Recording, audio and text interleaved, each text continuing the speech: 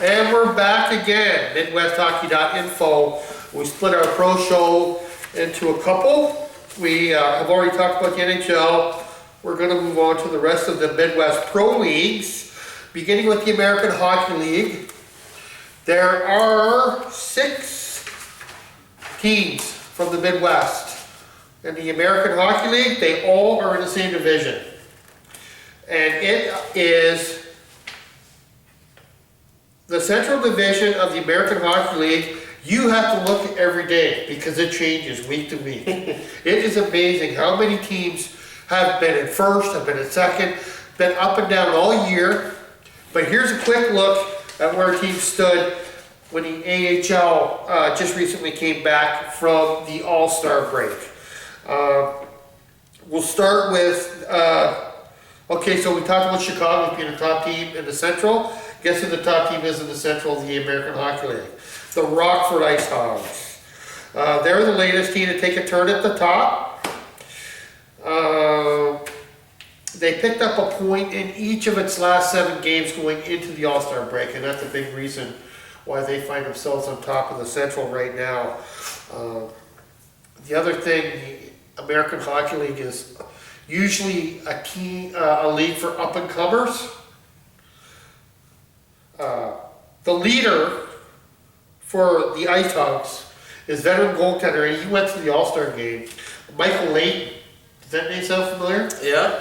He just happened to be the goaltender that was in for the Philadelphia Flyers when Patrick Kane won the Stanley Cup for... Remember that goal that Patrick Kane scored and nobody realized it was in for about 3 or 4 seconds after he scored? That was their first Stanley Cup a few years back. Layton, unfortunately, was the goaltender for that, but he has just been amazing in goal for the Rockford Ice Hogs this year.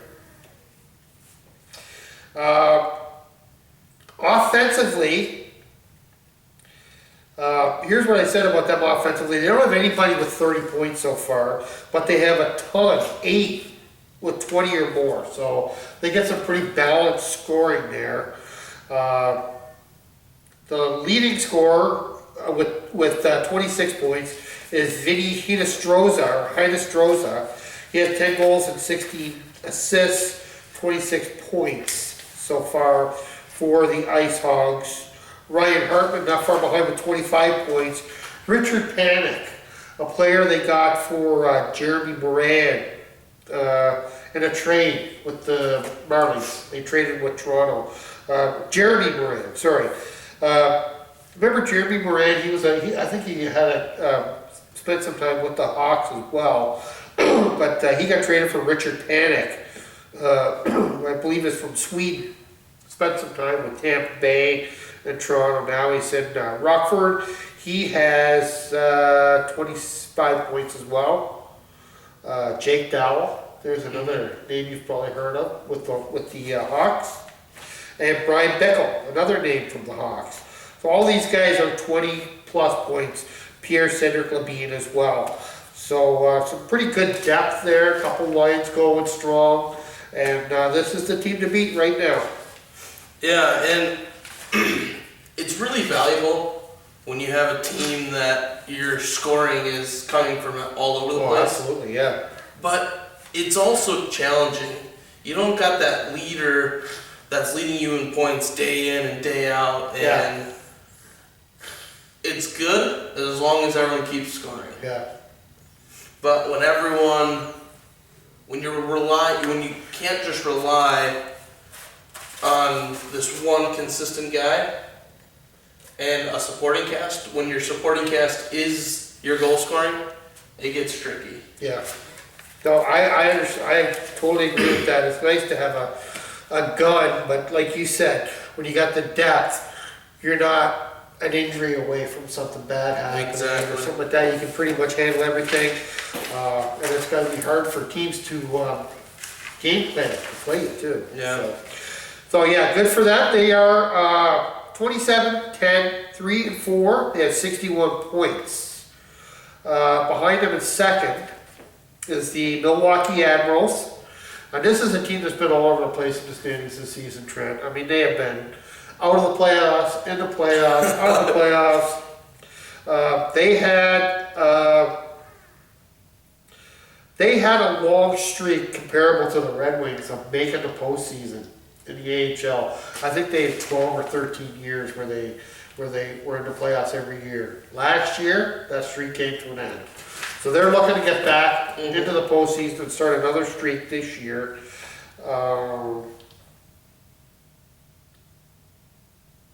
They took a point in each of its final 5 games in January to finish the month 5-3-2. So they bounced back a little bit from a slow start, and they pushed past Charlotte Checkers. And they're just 4 points behind the Ice Hogs, and have played one less game. So the Admirals in a good spot as of right now. The leadership, the Admirals are a goalie factory. You look at guys like Pecorine, and you know some of the great goalies have come out of Milwaukee. They have a couple of Euros this year, and they're both doing great. Marek Mazanek from Czech Republic, 12-8, 0-3. He's got 3 shutouts, 236 goals against average, 919 save percentage. And UC Saros, a young Finn, he hasn't turned 21 yet. So he's off to a great start. He's played 20 games. They split it, quite even. He's 15-5, 0-1. He's got a shutout, 249 goals against, 916 save percentage. And like I said, they split the work pretty even. And, their stats are really close right there. Yeah. So it really doesn't matter which one you go with, does it? Let's see. Scoring, Max Gortz. He's a 23-year-old Swedish forward. He's got 27 points, 9 goals, 18 assists. Frederick Gaudreau. How's that? That's a hockey name right now. Yeah. 22-year-old from Quebec. He's got 18. Both of them have 27 points. Identical stats. Gortz and Gaudreau, both 27 points, both 9 goals. Kevin Fiala, 19 years old. He can still be playing junior. He has 23 points. Max Reinhardt, who just turned 24, originally drafted by Calgary, has 20 points. And Adam Perreault from Ontario has 20 points. So they got some pretty good scoring, really good in goal. Yeah. And as of right now, in a pretty solid position. They are second in their Division 4 will make the postseason. So that brings us to a bit of a tricky spot here. Now, depending on, I have ranked Lake Erie Monsters 4th, okay? Because they have 51 points. If you look at the AHL website, you will see the Grand Rapids Griffins listed 4th with 50 points. One less point. They must rank them by winning percentage rather than the Grand Rapids Griffins have played a couple games less. But to me, you don't get the points until you earn them. Yeah. So right now, the Lake Erie Monsters, we talked about all the young guys on the Columbus in our earlier show. Here's a couple other names. TJ Tynan, 23 years old. He has 27 points for Lake Erie. Michael Shaplet, I think it's Shaplet, had 9 goals and 14 assists. Kirby Reichel, probably the top prospect right now for the Columbus Blue Jackets. He has played 21 games in Columbus and 21 games in Cleveland. So he's been, a regular on the highway between those two towns. And another top prospect, Daniel Czar, who I think might have played in the World Juniors, if I'm not mistaken, has 20 points as well. Anton Forsberg and Eunice Corpusalo, we already talked about them in the Pro Show. They're having an amazing season. Forsberg has played 25 games with the Monsters, Corpusalo another 13, and Brad Thiessen, because they've been called up from Bobrovsky, Brad Thiessen, who started the season in Cincinnati, has been getting some work in goal for them as well. So yeah, that's a organization that's had a lot of injuries at that goaltending position. oh boy, yeah. Has rattled their cores all the way through. some good young players there in that organization, though. It's going to be awful hard to unseat a guy like Bobrovsky. Yeah. They definitely got some good young talent there in goal. Yeah. The Griffins, 50 points. They have had the most up and down season you've ever heard of, Trent. They started out the season like just horrible. Like if it was a horse race, it would be a horse that had a heart attack at the gate. They were 2-9 after 11 games. That's not a team you think is going to the playoffs. That's true. So then you know what happened after that? They went on a franchise best 15-game winning streak. That's how you answer a 2-11 start. Or 2-9 start, sorry. They continue to be hot and cold. Team started January with 4 wins in its first 5 games, but enters the month of February looking to nip a 5-game losing streak. So I mean that's just the way that team is. Yeah. And because of that, they find themselves on the outside looking in at the postseason. And as of right now, I would venture to say that they're probably not going to have a season out of the playoffs. Yeah. Some good names here. Eric Grady was a guy they picked up in the offseason. He's their leading scorer, 31 points, which is a pretty respectable number in the AHL right now. 16 goals, 15 assists, and he also played in a game with the Wings earlier this season. Andy Neely also has 31 points. He has 9 goals and 22 assists in 43 games. And 21-year-old Anthony Mantha. He's patiently waiting for his first call-up. He has 27 points so far this season, having a great season so far.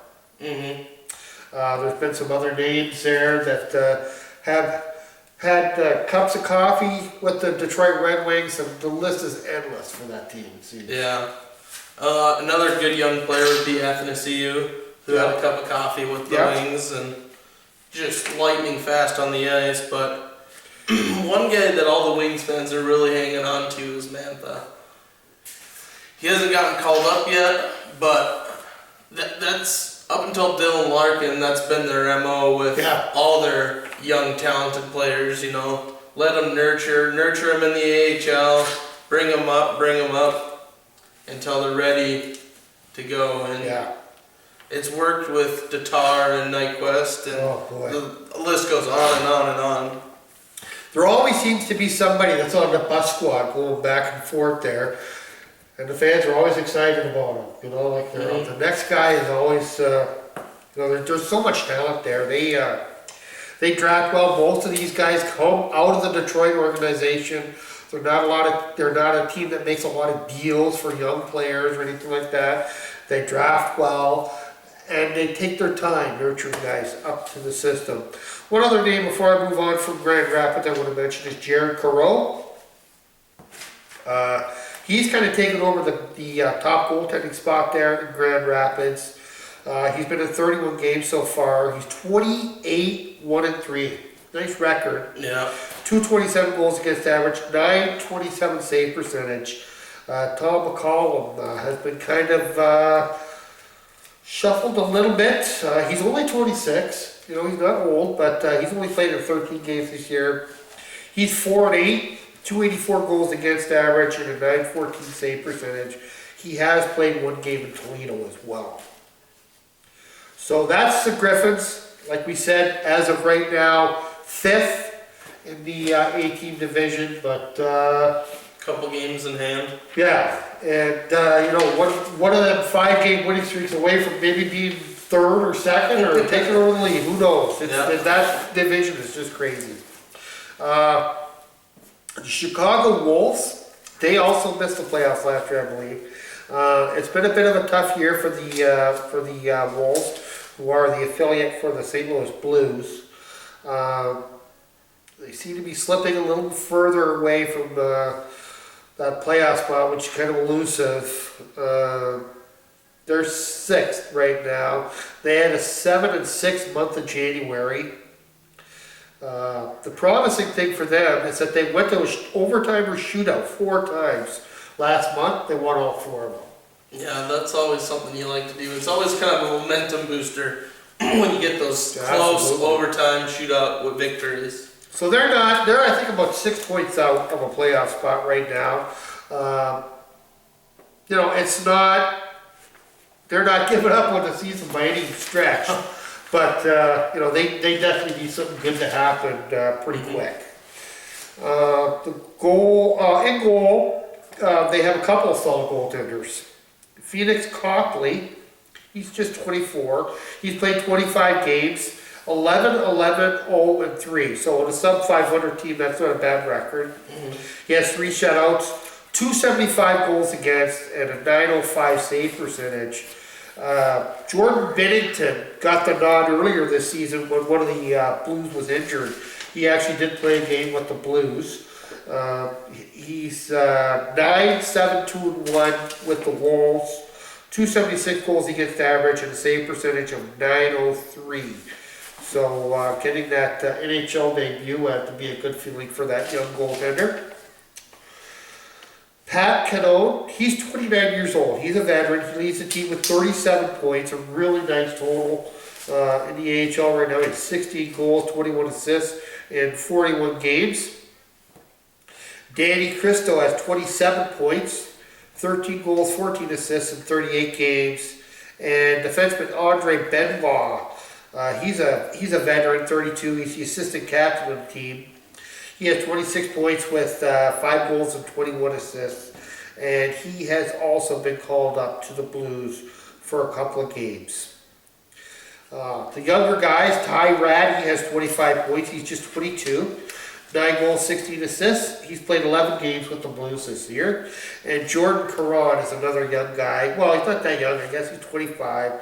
He has 24 points, 14 goals. And he's played handful of games with the Blues as well. So a lot of guys making it to the big team, at least for a taste. And hopefully that recharges them for a nice rush. Like I said, they're far from out of it, but you know, they're 6th right now and they need something good to happen. One team that is out of it, sad to say, they have moved up from 8th to 7th. With a nice month of January, but a terrible start to this season basically took the Iowa Wild out of it early. They're out of playoff contention, I think. But the team did put together a nice month of January and could probably benefit just from something good happening down the stretch. Yeah. They're 0 wins, 11 losses, and 1 shootout loss in November. That's where things kind of went sour on them. But, you know, 4-6-1 in December, and they actually posted a winning mark, 6-4-1 through January. So things looking up for the Wild, and they've been a tougher team to play against. They'll be a spoiler for sure, and you know, they look to be relishing the role. Grayson Downing, 23 years old, he has 27 points. Zach Mitchell, also 23, has 26 points. And Justin Schroeder has 26 points with 10 goals in 28 games. Leland Irving, a veteran who is a solid goaltender, has played 25 games for the Wild. He's 7-14, 3-0, 278 goals against, 912 save percentage. And Jeremy Smith, they've been splitting it pretty even. He's got 26 games in, or I'm sorry, 22 games in. He's 5-13-3, 298, 911. They've looked after the goaltending between the two of them all season. And that is our quick look at the AHL. We will move on very quickly to the ECHL, where, to me, the biggest story, if you're a Midwest fan, is the Missouri Mavericks. Trent, that's the farm team, I believe, for the Islanders. I have my list here of affiliates. I want to make sure I get it right. I believe they are the farm team for the Islanders. They are 34-5-2-1.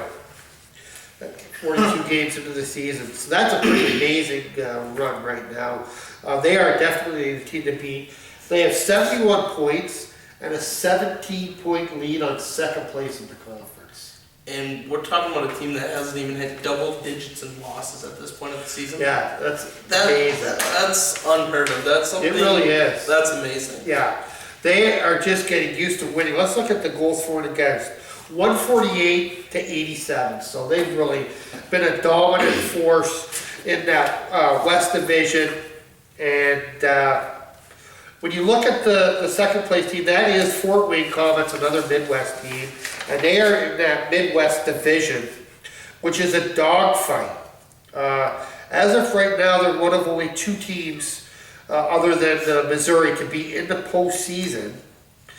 Fort Wayne Comets, they get ranked second based on being a division winner.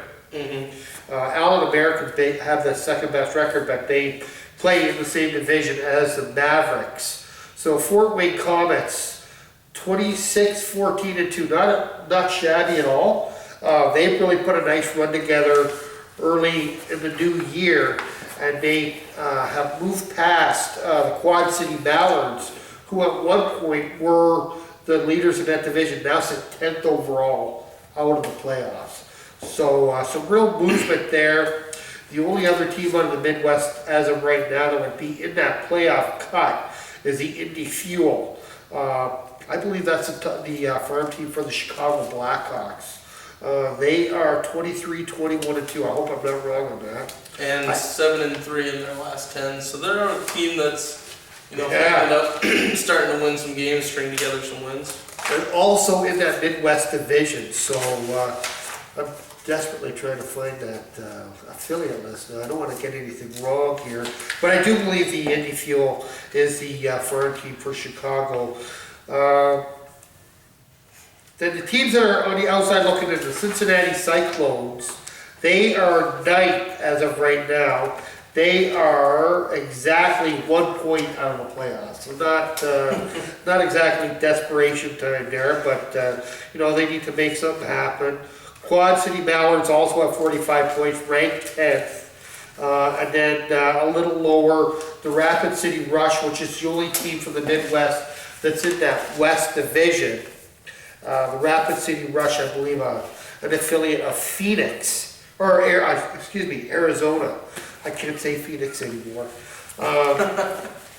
They are an affiliate of Arizona, and they just recently formed that alliance in the offseason. They're really happy. They were an independent team before that.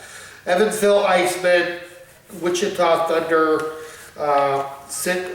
Rapid City, Evansville, Wichita sit in the bottom three positions. I would say for Rapid City and Evansville, they need to make something happen immediately in a big way. Wichita, it's not going to happen this year. They're an independent team. They're a lone independent team out of the Midwest, and it's just not going to happen for them this year. So we'll keep an eye on that. And I did find the affiliations here sheet. Was that right on the Indy Fuel? The Indy Fuel is the Chicago Blackhawks. Okay, good. Kalamazoo Wings with the Columbus Blue Jackets. Oh yeah. Okay. Missouri Mavericks, Islanders, Quad City Mallards, Minnesota. Okay. Rapid City Rush, Arizona, Toledo Walleye, Red Wings, Cincinnati Cyclones, Nashville, Evansville Icemen, Ottawa, and the Fort Wayne Comets, Colorado. Oh, they're Colorado. Okay. So Comets, Colorado, they lead the Midwest Division.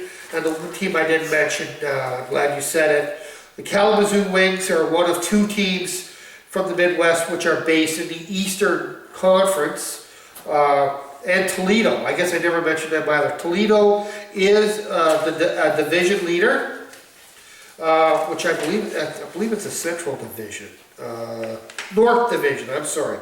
Toledo Walleye. They are the firm team for the Detroit Red Wings.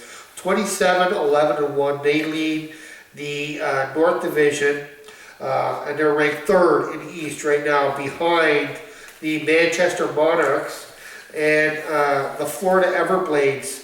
The Everblades, runners-up in the in the championship last year, and also very similar to the Missouri team, and they're the Eastern Division rival. They're 30-12-0-1, and with 61 points. Actually, they're tied with Manchester. So those two teams are been the dominant teams in the East. Then Toledo third, Kalamazoo Wings, who you mentioned already. They unfortunately sit 13th, and they are some 9 points away from a playoff spot.